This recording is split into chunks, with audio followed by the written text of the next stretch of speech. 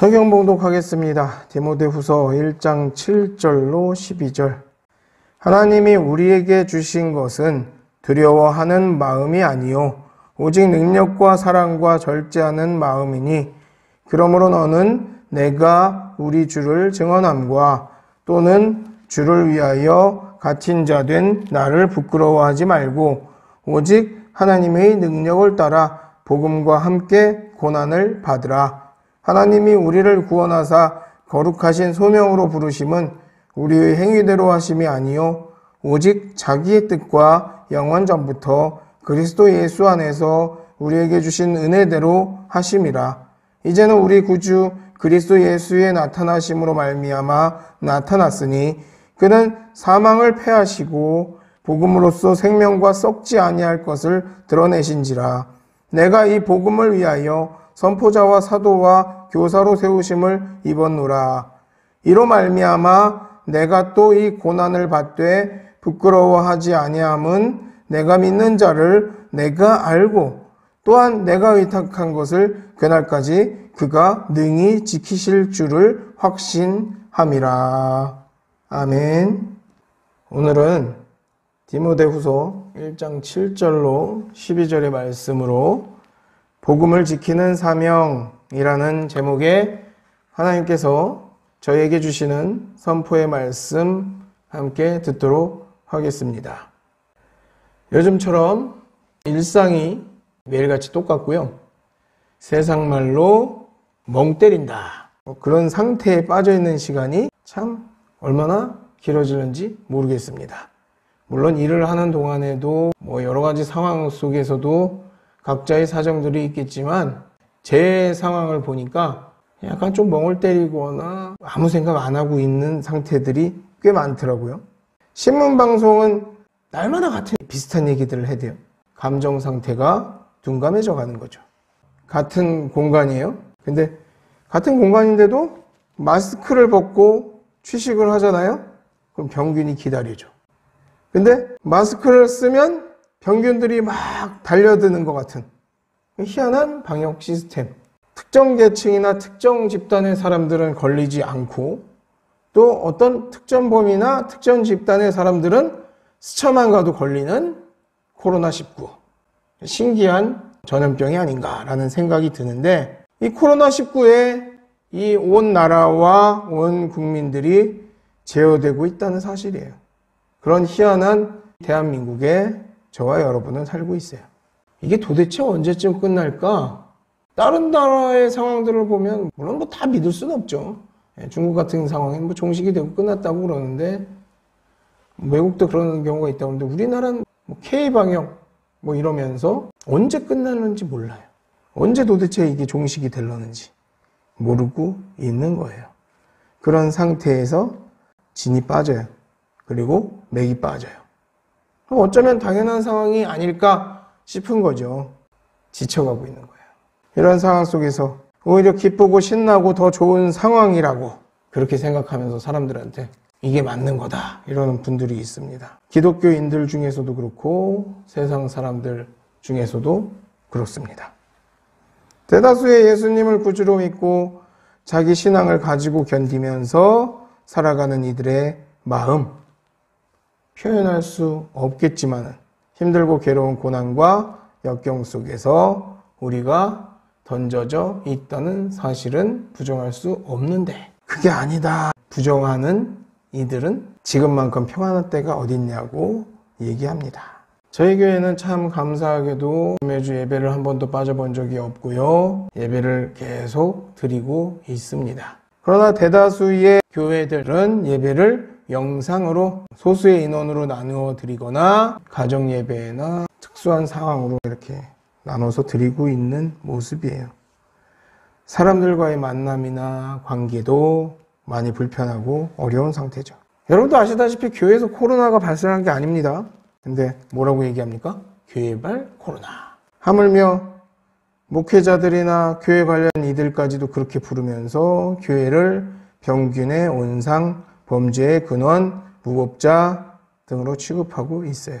자진 폐쇄를 하고 지금은 예배를 드릴 때가 아니라고 하면서 한국교회가 썩어서 그렇다고 손가락질하고 욕하는 목회자, 교역자, 관계자들 허다합니다.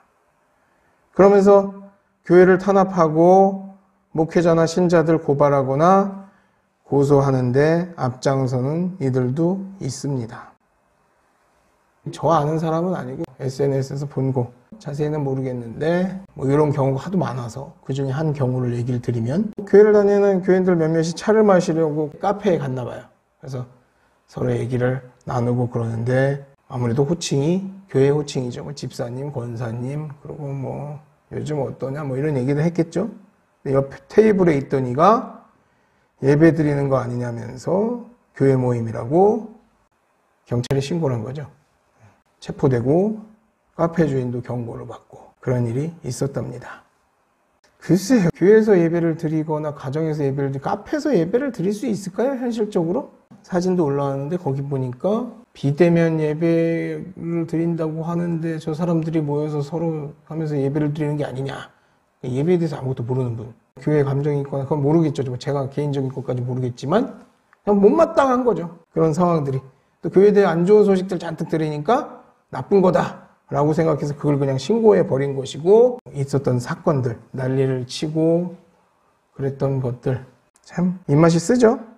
여하튼 그래서 결국 훈방 조치가 되었는데 교회 다니는 이들이 모여서 얘기를 하면 코로나가 걸리고 그냥 일반인들이 모이면 코로나가 없다라고 생각을 하나 봐요. 어떤 분이 성도인 것 같은데 그런 일에서 막 자기들한테 와서 뭐라 그러니까 경찰들한테 물어봤대요. 군청인지 시청인지 이런 데서 나온 분들한테 물어봤대요. 이거 상황을 얘기하면서 이렇게 하면 걸리고 이렇게 하면 걸리지 않는 거냐. 그랬더니 얘기를 이렇게 하더래. 우린 모른다.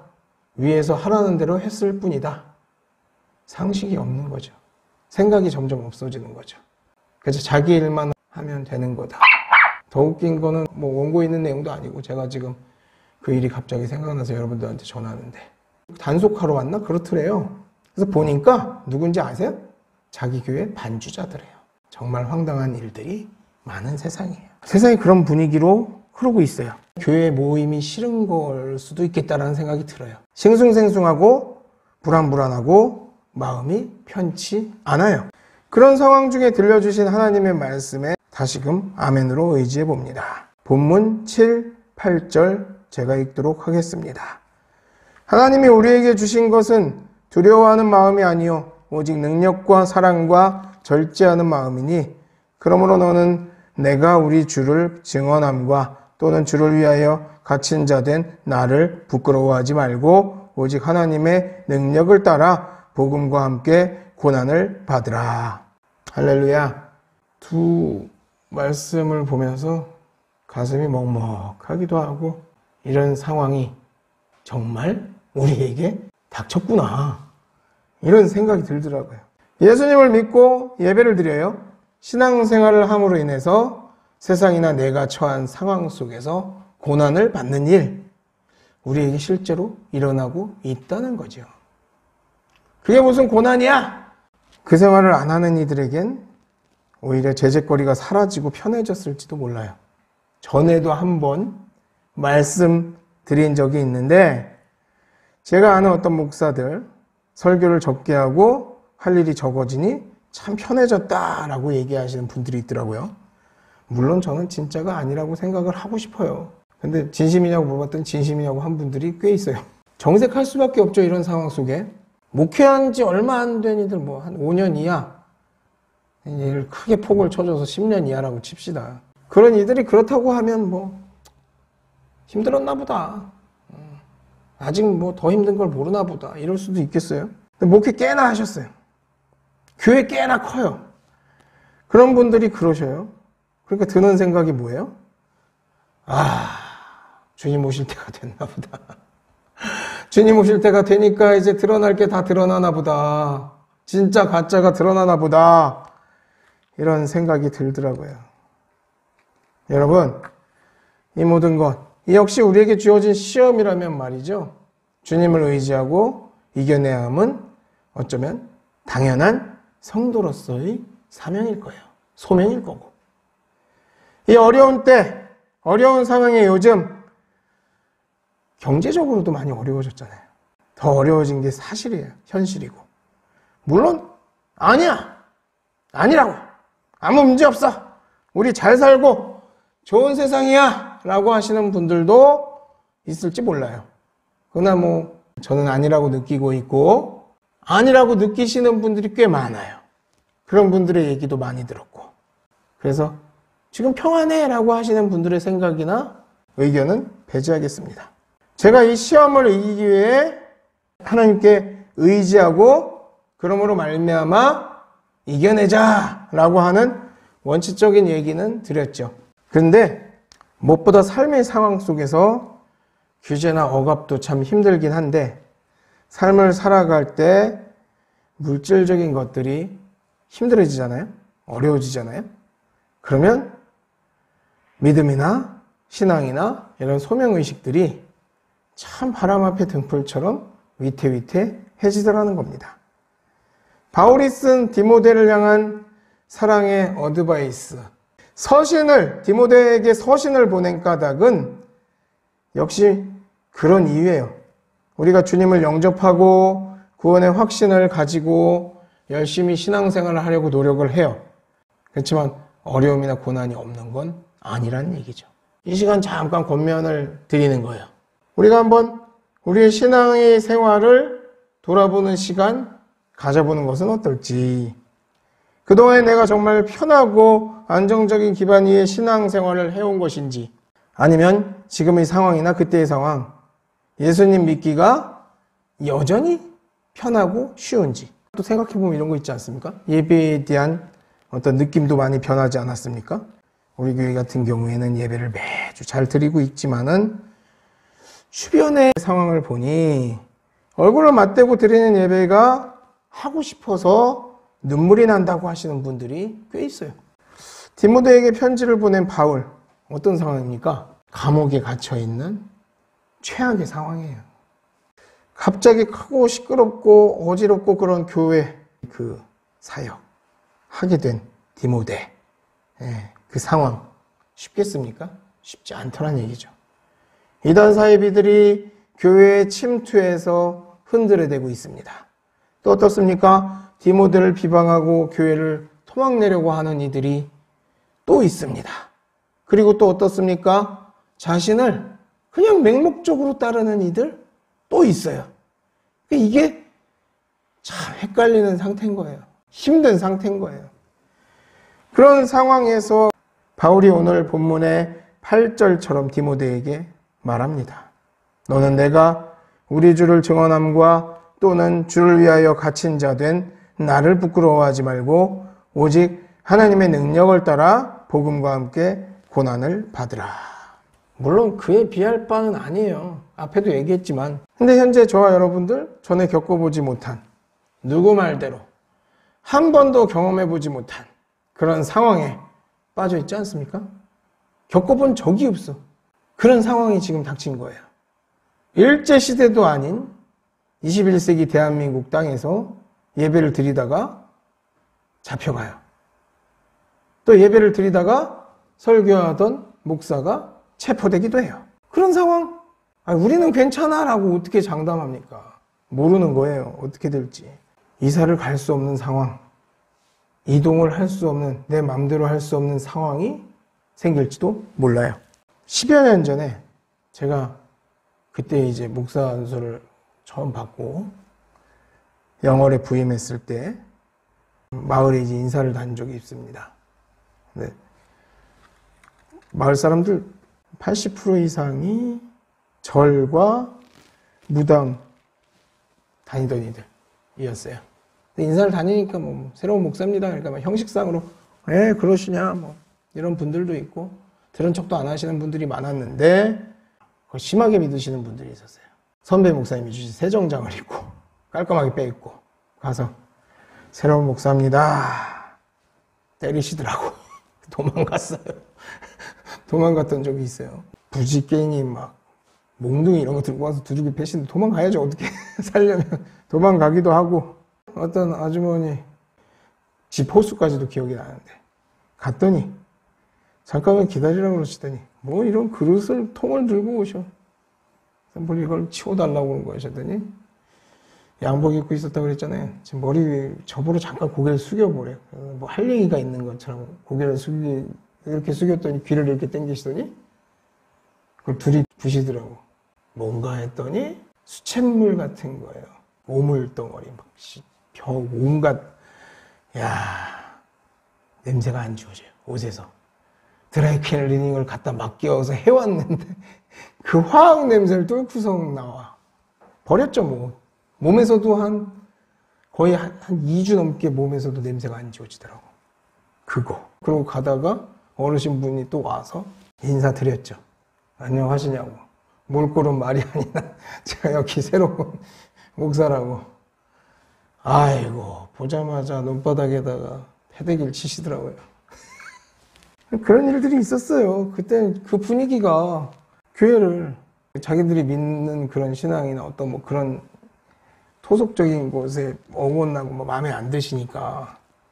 근데 제가 부임한 그 동네가 영월에서도 제일 세신 분들이 있는 동네였거든요. 그러고 나서 뭐 엄청 펑펑 울고 별일이 다 있었습니다.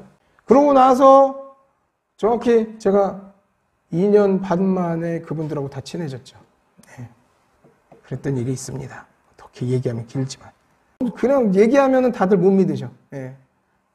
그런 일이 있었냐. 아이, 설마 그랬겠냐. 마을 사람들 중에서도 다니시는 분들, 보신 분들은 알고, 그 외에 뭐 재밌는 에피소드들이 있는데, 뭐 돌아가시기 전에 어르신이 저한테 갑자기 전화가 하셔가지고, 내가 때렸던 게 갑자기 생각이 나가지고, 내가 그거를 목사님한테 사죄하지 않으면 눈을 못 감을 것 같다는 분들도 계셨고, 그런 얘기들까지 해드리면 뭐하지만, 이거는 진짜 에피소드고, 야, 이런 일도 했었구나, 목회에. 그건 참 어떻게 보면 경험이기도 라고 하는데, 요즘 들어서 저랑 이제 페이스북이나 이런 것으로 관련이 되신 분들이 올리시는 글들을 보면 특별히 전도를 한 것도 아니고 그냥 이렇게 어떻게 하다가 말을 섞고 얘기를 하다가 교회 다니는 사람이라고 하면 표정이 싸해진다는 거예요. 그리고 목사라고 하면 멱살을 잡히고 막 치도곤 당하기도 하고 맞고 욕먹고 막 난리가 아니더라고요.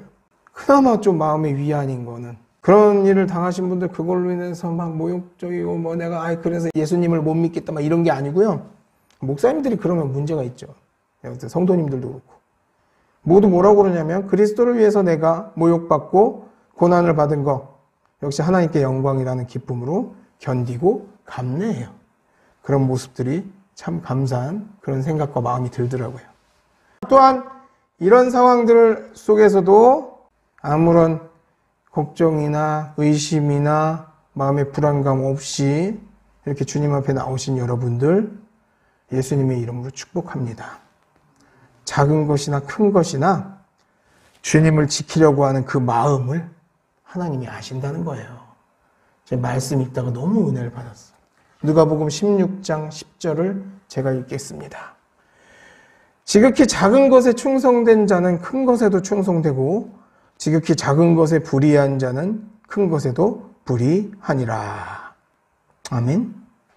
주신 사명, 소명에 따라서 하나님을 온전히 섬기며 신앙의 중심을 지키는 그 마음, 더욱더 하나님의 영광을 위해 행하는 일, 더욱더 매진할 수 있다는 것임을 믿으시기 바랍니다. 그러므로 인하여서 얻게 되는 하나님께서 우리에게 주시는 무한한 은혜와 은총, 얼마나 너무나 소중하고 놀랍습니까? 구원의 감격, 영생의 기쁨, 약속하신 우리 주님이죠. 그분을 통해서 복음으로 살아갈 삶을 살아감에 있어서 우리가 참 어렵고 힘든 일이 많지만 우리가 나아갈 수 있는 이유기도 하지 않겠습니까? 세상이 우리를 어렵게 하고 힘들게 하고 넘어지게 하여도 하나님의 자녀된 우리는 여기서 좌절하거나 쓰러지지 않고 다시금 일어나야죠. 그래서 주님이 명하신 그 길을 걸어갈 수 있는 것이고 그게 바로 우리의 신앙생활을 하는 이유 아니겠습니까? 본문 9절, 10절을 제가 읽겠습니다. 하나님이 우리를 구원하사 거룩한 소명으로 부르심은 우리의 행위대로 하심이 아니요 오직 자기의 뜻과 영원 전부터 그리스도 예수 안에서 우리에게 주신 은혜대로 하심이라. 이제는 우리 구주 그리스도 예수의 나타나심으로 말미암아 나타났으니 그는 사망을 패하시고 복음으로써 생명과 썩지 아니할 것을 드러내신지라. 아멘. 예수님, 나의 주님이 되시는 죄 없으신 어린 양. 그분은 목숨 바쳐 우리의 죄를 사하셨어요. 그리고 3일 만에 부활하셨죠. 그러므로 우리를 구원하셨고 우리에게 영원한 생명을 주셨다는 사실입니다. 그리고 우리에게 소명과 사명으로 주셨습니다. 그 모든 것은 어떻습니까? 우리의 능이나 우리의 힘이 아니라는 거죠. 우리의 행위가 아닌 오직 하나님의 뜻과 역사 안에서 예수님으로 인하여서, 예수님의 그 현현하심으로 인하여서 우리에게 나타나신, 우리에게 주어진 그 은혜가 되신 예수님이란 말씀입니다. 우리는 하나님의 은혜로 선택되었습니다. 그리고 구원받았습니다. 믿으십니까? 그러나 아직 우리는 죄악된 세상 속에서 살고 있는 거예요. 위태롭게도 계속되는 미혹과 유혹이 있습니다. 또 많은 시험 속에서 우리는 고민하고 염려하고 두려워하고 있는 거죠. 그런 모든 걱정이나 불안을 떨쳐버릴 수 있는 무기, 하나님을 향한 예배와 기도, 신앙, 생활뿐이에요. 그로 인해 주님이 주시는 능력, 사랑과 절제, 그 밖에 모든 주님이 주시는 것들을 얻는 거죠. 그로 인해서 이겨내고 승리할 수 있다는 사실입니다. 썩어 없어질 것이 아닌 이 세상에서 무엇인가 얻으려는 헛된 생각이 아닌 썩지 않는 영원한 것을 우리가 알고 바라보고 하나님을 의지하고 굳게 서서 모든 것을 감당할 수 있을 때 하나님의 뜻을 따를 수 있는 것이라는 사실을 믿으시기 바랍니다. 예수 그리스도의 그것이 아니라 세상의 그것에 충실하고요. 세상을 창조하신 하나님이 아니라 세상의 모든 것과 다른 것의 눈치를 보며 사는 명찰만 기독교인인 신자, 목회자인 사람들이 있다는 거예요. 그들이 부르짖는 깨어있는 믿음, 상식적인 신앙, 모든 종교가 같은 것을 바라본다라는 헛소리, 구원이 예수께만 있는 게 아니다, 이런 소리를 해대고요. 구원은 예수님께만 있습니다. 그게 진리입니다. 또 겸손하지 못한 교회, 구원 모든 종교에 있다라고 손가락질하고 욕을 하죠. 그들의 현재 지위, 상황, 처지가 세상의 이익과 평안을 획책하고 있는 것을 우리가 볼 때 그것을 부러워하거나 우리의 신앙 상태, 믿음의 현주소를 의심하는 그런 어리석음에 빠지는 저와 여러분이 되지 않기를 바랍니다. 하나님의 나라를 믿지 못하고 그 일에 참여하지 않아요. 또 고난과 핍박을 견디지 못하고 현재 이 세상에 보여지는 것들에만 신경 쓰고 눈치 보며 살아가는 이들, 그들이 현재 누리는 것이 영원할까 생각해 보자는 겁니다. 마태복음 7장 22절, 23절을 제가 읽겠습니다. 그날에 많은 사람이 나더러 이르되 주여 주여 우리가 주의 이름으로 선지자 노릇을 하며 주의 이름으로 귀신을 쫓아내며 주의 이름으로 많은 권능을 행하지 아니하였나이까 하리니 그때에 내가 그들에게 밝히 말하되 내가 너희를 도무지 알지 못하니 불법을 행하는 자들아 내게서 떠나가라 하리라. 아멘. 예, 심판날의 말입니다. 그들이 주님께 들을 소리예요. 앞에도 말씀드렸다시피 이 세상, 이 사회, 이 대한민국 모든 신자들에게 어려움이 찾아왔어요. 하나님의 말씀, 성경, 신앙에 관련된 모든 것들, 복음이 부끄러운 일이 되어버렸어요. 여러 상황들로 인해서 우리 삶엔 장벽이 세워져 버렸다는 사실이에요. 스스로 갇힌 자들이 되어버린 것 같습니다. 그 중에 특수나 명망 높기를 원하는 이들은 교회가 미안하다고 하며 종교개혁 500여 년이 넘은 지금 이 개신교 안에서 교황인 척, 그런 사제인 척 교만을 부리고들 있습니다. 자기들이 이 모든 것에 책임을 지는 것 마냥. 교회의 모든 것들, 모든 상황들이 부끄러우십니까? 예배나 기도나 성경 읽기는 귀찮고 그것을 하더라도 몰래 숨어하고 사람들에게 교인이라 하는 것이나 교회의 모든 일들에 한숨이 나고 낙인이 찍힐까봐 안쓰럽고 두려우십니까? 감추고 싶으십니까? 우리가 생각해 볼 때 그 모든 상황들, 모든 생각들이 어디서 오는 걸까? 하나님이 그런 말씀을 하지 않으셨고 그런 것을 의도하지 않으셨고 그런 역사를 하지 않으셨습니다. 예수님 시대의 서기관, 제사장, 바리새인들의 모든 행위들을 생각해 보십시오. 21세기인 지금의 일부 깨어있다는 교인들이 아닌 세상의 사람들이 칭송하고 좋아하는 교회와 목회자, 교인들이라는 이들이 지금 그 행위들을 하고 있습니다.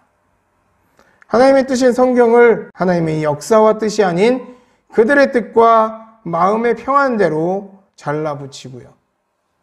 이리저리 돌려대며 왜곡하고요. 선량한 신자들, 악의 길로 꼬이고 빠뜨리고 있는 상황입니다. 나의 생각, 여러분들의 생각 말이죠. 그런 모든 것들, 모든 행동들, 우리 주님 하나님께 의뢰해야겠다는 거예요. 나는 약하고 부족합니다. 그러니 내가 뜻대로, 내 생각대로, 내 의지대로 하면 그 행한 일로 인해서 후회하거나 땅을 친 일이 없지 않으십니까? 오로지 나를 구원하신, 나에게 생명을 주신 우리 하나님께 의뢰하시기를 부탁드립니다. 나의 주님, 하나님께 의뢰하면 당연한 일입니다. 그런데도 불구하고 우리가 그걸 잘 못한다는 사실이에요. 본문 11절, 12절을 읽겠습니다. 내가 이 복음을 위하여 선포자와 사도와 교사로 세우심을 입었노라. 이로 말미암아 내가 또 이 고난을 받되 부끄러워하지 아니함은 내가 믿는 자를 내가 알고 또한 내가 의탁한 것을 그날까지 그가 능히 지키실 줄을 확신함이라. 여러분 아시다시피 바울은 감옥에 갇혀 있어요. 현재 이 상황 속에서 내 코가 석자예요. 내가 지금 죽게 생겼어요. 근데 이런 상황 속에서 디모데의 상황 어떻게 도와줄 처지가 못 돼요. 그럼에도 불구하고 이 모든 것을 하나님의 계획 안에 이루어지는 일이라고 믿었어요. 누가요? 바울이. 그래서 디모데를 위해서 사역의 어드바이스를 하는 거죠. 내가 비록 고난을 받고 어려움에 처해 있지만 하나님의 길을 걷는 그 길을 부끄러워하지 말고 열심히 행해. 너가 그렇게 행해야 돼. 라고 격려하는 거죠. 고난 중에 그 고난을 이길 수 있는 방법이 무엇이겠습니까? 죽음을 눈앞에 두었어요. 바울이. 삶의 끝자락이에요. 그 상황 속에서 의지할 수 있는 게 무엇이겠습니까? 목사님 또 뻔한 얘기 하십니다. 하겠지만 뻔한 게 아니라 이것밖에 없어요. 뭡니까? 주님, 아버지 하나님, 그뿐 아니겠어요? 복음이 우리에게 알려준 나의 주, 나의 하나님 말입니다. 복음은 편하지 않아요. 좋은 것만 있는 게 아니에요. 대개 잘못된 교회들의 전도 방식, 제가 전에도 몇 번 얘기 드렸죠? 그런 것들을 통해서 이런 괴리감, 주님과의 영접이 없는 상태에서의 불신, 그들이 팽배해서 결국에는 어떻게 됩니까? 떨어져 나가고요. 교회를 싫어하고 돌아서는 이들이 많아지고 있고 그렇습니다. 게다가 현재는 어때요? 정말 최악의 상태라니까요. 복음 전달을 어떻게 합니까? 그걸 위해서 기도밖에 못해요. 지금은 얘기를 꺼낼 상황도 아니고. 얘기 잘못 꺼내면 카페에서 밥 먹거나 차 마시면서 얘기를 했다가는 졸지에 신고를 당해가지고 체포될 수도 있으니까요. 참 어려운 요즘 시기예요. 그래서 감추고도 쉽고 피하고도 쉽죠. 그러나 무엇보다 저와 여러분들은 복음을 귀하게 여겨야 될 것입니다. 할렐루야. 복음으로 인한 고난을 피하지 말고 부끄러워하지 말아야 할 것입니다. 하나님이 나와 함께 하심을 믿으시기 바랍니다. 그 믿음으로 세상의 이런 고난 극복하고 이겨낼 수 있을 것입니다. 대제사장 되신 예수 그리스도의 능력이 저와 여러분과 함께 하시기 때문임을 믿으시길 바랍니다. 정말 믿으시기 바랍니다. 여러 가지 힘든 상황 속에서도 이겨내시기 위해서, 그리고 내가 믿은 그 신앙 지키기 위해서 남들의 눈엔 별거 아닐지도 모르지만 정말 그 마음 소신을 가지고 하나님을 의지하며 나아가는 여러분들 축복합니다. 예수님의 이름으로 사랑합니다. 또한 여러분들을 위해서 더 기도하고 그러겠습니다. 모든 것에 우리 주님이 함께 하시며 머리카락 한 올까지도 놓치지 않으시는, 잠깐의 그 시간까지도 놓치지 않으시고 우리를 지켜보시며 동행하시는 예수님의 능력이 저와 여러분들께 충만하시기를, 이 한 주간도 그러므로 말미암아 승리하시기를 예수님의 이름으로 축원합니다. 축원합니다.